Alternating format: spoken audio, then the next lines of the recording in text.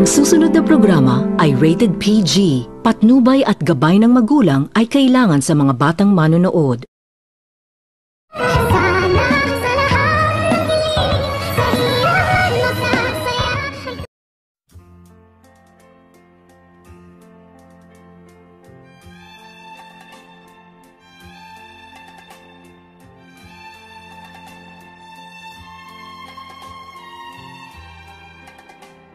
Ikinagulat nito ni Giselle nang kanyang makikita na nagkakagulo sa labas at kaaway nito ni Annalyn itong si Dr. Carlos sa kadahilanan na agad naman din itong nilapitan ni Giselle itong tatlo, itong si Annalyn, si Dr. Carlos at si Lynette.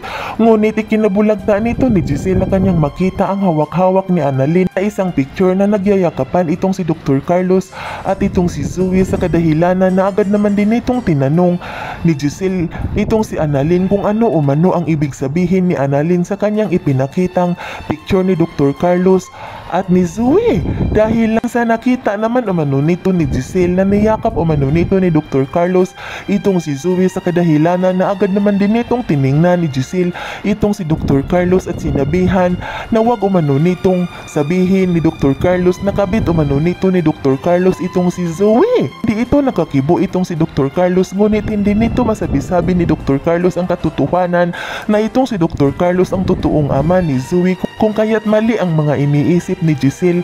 Ngunit ulagta naman din nito ni Giselle nang magsalita ang kanyang pamangkin na itong si Annalyn at sinabihan nito ni Annalyn itong si Giselle na alam na umano nito ni Annalyn ang tinatagong sikreto ni Dr. Carlos dahil si Dr. Carlos umano ang totoong ama ni Zoe at hindi umano itong si Dr. Tanyag.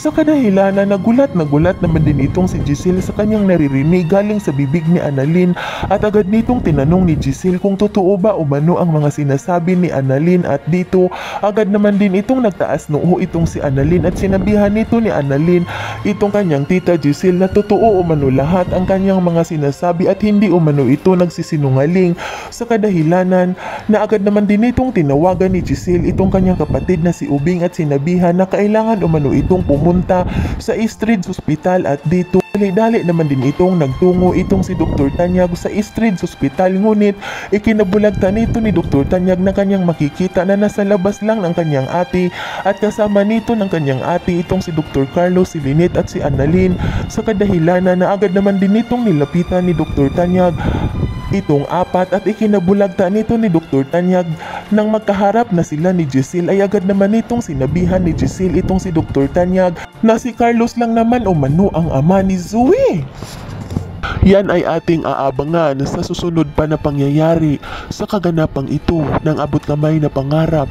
Huwag mong kalimutang isubscribe at i-hit ang notification bell ng aking channel.